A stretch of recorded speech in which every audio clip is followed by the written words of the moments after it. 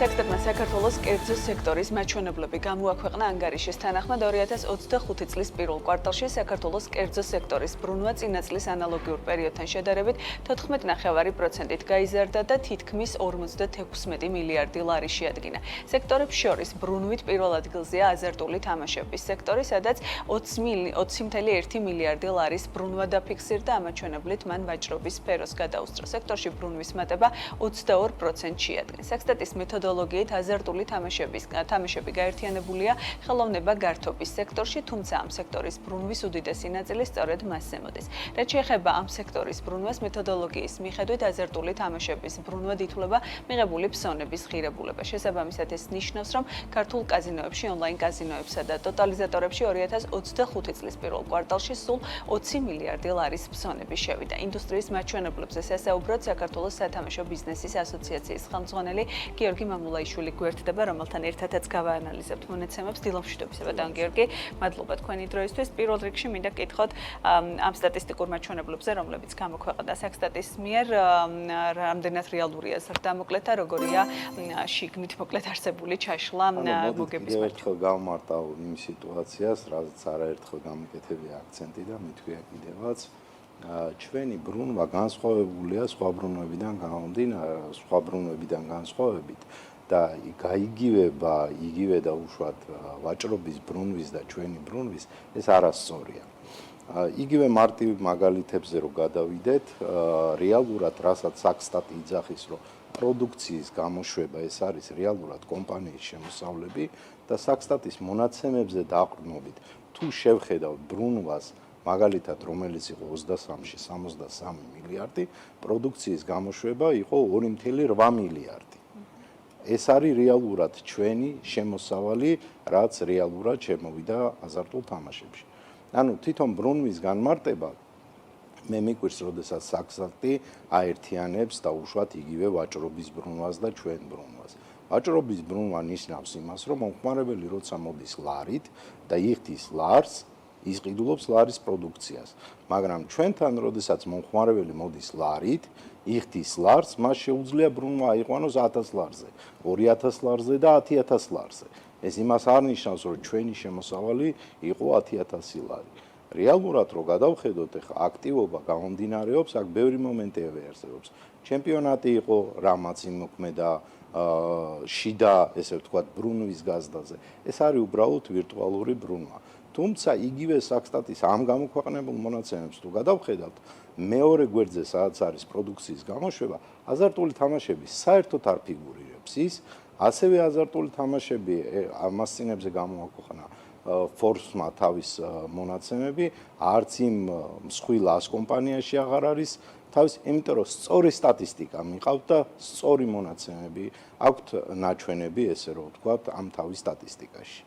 2.8 ახსენეთ 2023 წლის მონაცემებით. დღეს რა მაჩვენებელია გამოშვების კუთხე? ეს არის, ესე ვთქვათ, პროდუქციის გამოშვება, რასაც ქვია რეალური შემოსავალი, ანუ რაც მომხმარებელმა ქეშად შემოიტანა, ქეშად ბარათით, რაც შემოიტანა, ესე ვთქვათ, ბიზნესში, ეს არის რეალური შემოსავალი. ამ ნაწილში რა არის ზრდა 2023-თან მიმართებაში? 2023-თან მიმართებაში ზრდა ჯერჯერობით არ არის, თუმცა თუ გავითვალისწინებთ იმას, რომ მე-6 თვეს იყო საკმაოდ დიდი მოვლენები ფეხბურთში და ჩვენი, ესე ვთქვათ, საქართველოს ფეხბურთელი თამაშობდა და გაიმარჯვა, საკმაოდ დიდი რაოდენობის ფსონები წამოვიდა და ივლისში გვეწოდინება ზუსტად რა რაოდენობით გაიზარდა, ესე ვთქვათ, წინა წელთან მიმართებაში დაყრდნობით. რეალურად თუ გადავხედავთ სიტუაციას ბიზნესში, ხო, დღესდღეობით გვაქვს ესეთი სიტუაცია. გადასახადები გაიზარდა, ავიდა 15-დან 20%-ზე. დღესდღეობით ერთი ონლაინ კაზინო უკვე დაიგდა, ვერ გაუძლო კონკურენციას და გადასახადებს. რამოდენიმე სლოტ კლუბი არის დაკეტილი, თუმცა გაზრდილი გადასახადების ფონზე, ესე ვთქვათ, სახელმწიფო იკომპენსირებს და იღებს იმ შემოსავალს, რაც უნდა და პირველ კვარტალში აზარტულმა თამაშებმა 434 მილიონი ლარის კონტრიბუცია გააკეთეს სახელმწიფო ბიუჯეტში. ეს წინა წელთან მიმართებაში გაზრდილია სადღაც 100 მილიონი ლარით, რაც ჰქონდა წინა წელს აზარტულ თამაშებს გადახდილი. მათ ნაცვლად იხსნება თუ არა სხვა ონლაინ კაზინოები და საუბრობდით რომ რამდენიმე დაკეტილია, თუმცა ახლები რამდენად ჩემოდიან ბაზარზე, როდესაც რეგულაციები გამკაცრდა, მათ შორის თქვენ საუბრობდით სხვადასხვა ტიპის მოთამაშეების შესაძლო გამოჩენასთან დაკავშირებით, როგორია დღეს სტატისტიკა და მათ შორის. საუბარი აპირებდნენ შემოსვლას რამოდენიმე, ესე ვთქვათ, კომპანია, რომელიც აპირებდა ზუსტად შარშანდელი ცვლილებებიდან გამომდინარე საქართველოს ლიცენზიის აღება და საქართველოსთან უცხოეთში ოპერირება, თუმცა დღემდე არ არის მოწესრიგებული თუნდაც ის კანონი, რომელზეც იყო საუბარი, რომ ევრო, დოლარი და კრიპტოვალუტის მიღება შეეძლებოდა ოპერატორს. ანუ ეს ჯერჯერობით ჰაერში კიდია, ეს თუ არ მოწესრიგდა, ახალი მოთამაშე ბაზარზე არ შემოვა, იმიტომ რომ მისთვის არ არის საინტერესო. იგივე რაც შეეხება ბათუმის რეგიონს, ხო, ბათუმში იყო რამოდენიმე, ესე ვთქვათ, მცდელობა, რომ თურქი ინვესტორი შემოსულიყო და ზუსტად თავი შეიკავეს გაზრდილი გადასახადების გამო, ანუ როგორც ამასწინებზე და ყოველთვის ვიძახი, ყოველწლიური ცვლილებები ცუდად მოქმედებს ინვესტორზე, იმიტომ რომ ინვესტორი უყურებს არასტაბილურობას და მისთვის მიუღებელია არასტაბილურობა. შედეგებს რას ახდენს რეალურად სახელმწიფო პოლიტიკა იმ მიზნებზე, რაც ჰქონდა რეალურად შემცირება და ასე შემდეგ. ამ კუთხით რა მაჩვენებლები გვაქვს და არის თუ არა რაიმე ფორმატში ეს მიღწეული თქვენ კარგად ხედავთ ამ მაჩვენებლებს? კიდევ ერთხელ ვიტყვი, ნურას დროს მოიგონება, რომ გამკაცრებით ან რაიმე შეზღუდვით აზარტული თამაშები გაუქმდება ან ხალხი შეწყვიტავს თამაშს. ამით პირიქით ჩვენ ხელს უწყობთ არალეგალური ბაზრის განვითარებას. ამის ბევრი მაგალითი არსებობს სოფლიოში, განვითარებული ევროპის ქვეყნებში, ამერიკაში და ბევრი ქვეყანა კიდევ ერთხელ გავიმეორებ იმას, რომ მიდის ლეგალიზაციისკენ, მიდის მოწესრიგებისკენ. საქართველოს იყო და არის, ესე ვთქვათ, პოსტსაბჭოთა კავშირის სივრცეში ხაბი აზარტული თამაშების და დღესდღეობით ბევრი თამაშების მიმწოდებელი კომპანია არის ჩამოსული საქართველოში, რელოკაცია გააკეთა, ზუსტად გარემოდან გამომდინარე, თუმცა ერთი ხელით კარგს ვაკეთებთ, მეორე ხელით ცუდს ვაკეთებთ იმას, რომ თუ რაღაცა ახალი და დადებითი, ესე ვთქვათ, კანონი მივიღეთ, რომელიც ხელს შეუწყობს ბიზნესის განვითარებას, მეორე დღეს შეიძლება უარესი კანონი მივიღოთ, რომელიც ზღუდავს ბიზნესის უფლებებს, ზღუდავს ყველანაირ მუშაობას, არ არის მოწესრიგებული იგივე ის კანონი, რითაც იყო საუბარი იმაზე, რომ ევრო-დოლარი უნდა მიეღო ოპერატორს და ამან ხელი შეუშალა, რა თქმა უნდა, ახალი ინვესტორის დაინტერესებას და შემოსვლას საქართველოს ბაზარზე.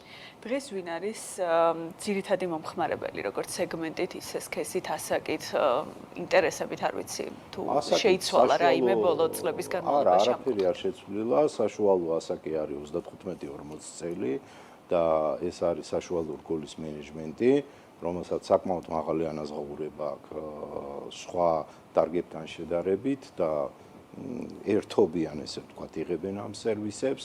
5-10% არის უცხოელები, თუმცა მიწის კაზინოებში ცოტა სხვა მდგომარეობა, უმეტეს წილი არის ისრაელის მოქალაქეები, თურქეთის მოქალაქეები. აზერბაიჯანმა დაიწყო აგერ სხვათა შორის ლეგალიზაციაზე საუბარი, გამომდინარე იქიდან, რომ აზერბაიჯანში მიუხედავად იმისა, რომ მკაცრი აღრიცხვებია 60% თამაშობს და რო ვერ მოუხერხეს ვერაფერი, დაიწყეს საუბარი ლეგალიზაციაზე და უკვე ორი კანონ პროექტი განხილულია და მე ვფიქრობ, რომ ეს დადებითად გადაწყდება და აზერბაიჯანი ლეგალიზებას მოახდენს აზარტული თამაშების და აზერბაიჯანი მოქალაქე ითამაშებს თავის ქვეყანაში, გადასახადს გადაიხდის თავის ქვეყანაში და აღარ ჩამოვა საქართველოში. ბატონ გიორგი, აზარტული თამაშები ხშირად უკავშირდება ობიექტურადაც სოციალურ პრობლემატიკას. თქვენი კომპანია რას აკეთებს პასუხისმგებლიანი თამაშის ხელშეწყობისთვის, არ ვიცი, ასე თუ შეიძლება ამის ფორმულირების თქმა, რა არის ამ შემთხვევაში ბიზნესის როლი თუ სოციალური პასუხისმგებლობა? ნახეთ, საქართველოში მოდი ვთქვათ, რომ არის სამი უმსხვილესი კომპანია. ეს არის ფლატერის ჯგუფი, ეს არის NTN ჯგუფი და ეს არის ბეტსონ ჯგუფი. რომელსაც სოციალური პასუხისმგებლობა და პასუხისმგებლიანი თამაში საკმაოდ გათავისუფლებული აქვს. აქ შემუშავებული თავის პოლიტიკები, რომელსაც ავრცელებს, რა თქმა უნდა,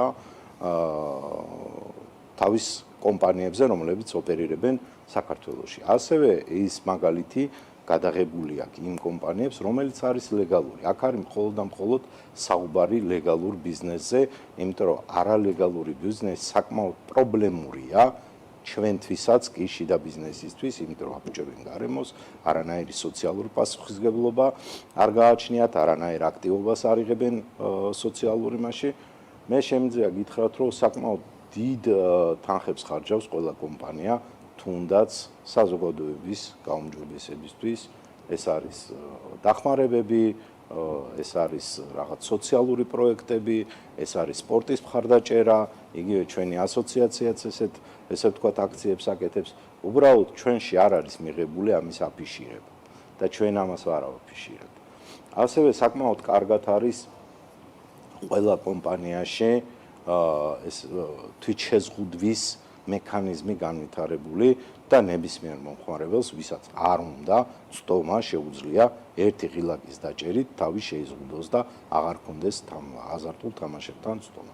იგივე ის კანონი, რაც მიიღეს თამაშდამოკიდებული პირების სია, ესეც საკმაოდ კარგი მექანიზმი არის, საკმაოდ კარგად მუშაობს, თუმცა იქ ბევრი ისეთი ხალხი არის მოხვედრილი, ვინც საერთოდ არ არის თამაშდამოკიდებული, მაგრამ უნდათ შეზღუდვა აზარტულ თამაშებთან წვომა, ზოგს 6 თვით აქვს, ზოგს 1 წლით აქვს შეზღუდული. ანუ ეს მექანიზმები დანერგილია საკმაოდ კარგად და საკმაოდ კარგად აქამდეც მუშაობდა და ეხლაც სახელმწიფოს, ესე ვთქვათ, ხელშეწყობით უკეთესად მუშაობს. არალეგალების წილი რამდენად იზრდება და ამ კუთხით როგორია ვითარება? რაც უფრო მეტი შეზღუდვა იქნება, მით უფრო მეტი არალეგალური კომპანიები იქნება. კომპანიებმა მოახერხეს 23-ში მოეხდინათ კარგად ეხა, მე თქვენს ეთერში ვთქვი კიდევაც, რომ განდევნეს ბაზრიდან, თუმცა ყოველი, ესე ვთქვათ, გადასახადის და ხელს უშლის კომპანიებს.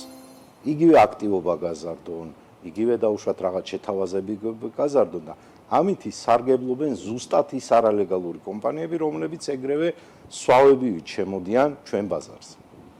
მადლობა ბატონ გიორგი თქვენი დროისთვის და ინფორმაციის განახლებისთვის. გიორგი მამულაშვილი, საქართველოს სათამაშო ბიზნესის ასოციაციის ხელმძღვანელი, პასუხობდა ჩვენს კითხვებს.